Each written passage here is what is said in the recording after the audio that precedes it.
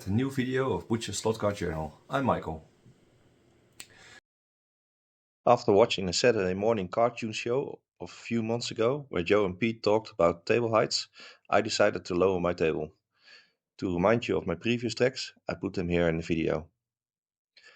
I've got limited space available, so overpasses are required to get some decent lane length with the Carrera system.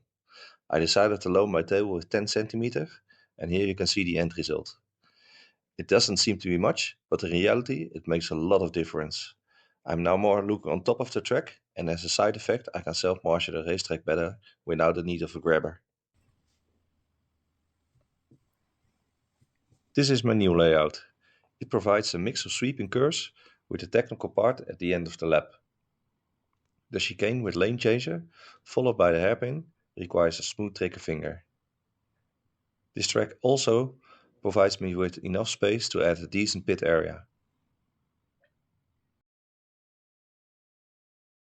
After the track was laid down on the table, I started working on the elevations. As this will be my final track for now, I decided to use 6mm thick MDF to support the elevated parts. This is stiff enough to support the track, but is flexible enough for the ramps I require for this bit layout. First I shoved a large piece of MDF underneath the right part of the track and traced it with a pencil surrounded by around 4mm of tape.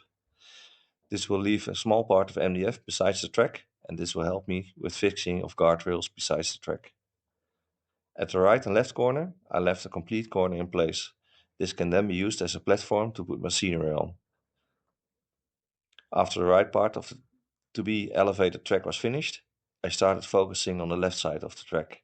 I followed the same procedure as on the right side, but I need to make a connect piece for the back straight between the right and left part of the track.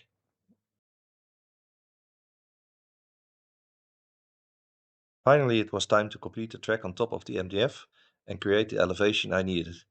I used, again, my Childers Duplo for it. As you can see in this overview, the ramps are not very steep. The back straight is high enough to fit some scenery below it, and in the back left and right corner there is enough place to put some scenery on the race platforms. As you can see, there is enough room to create some pit area in the front of the track without being in the way of the actual racing because the table is lowered. Very nice.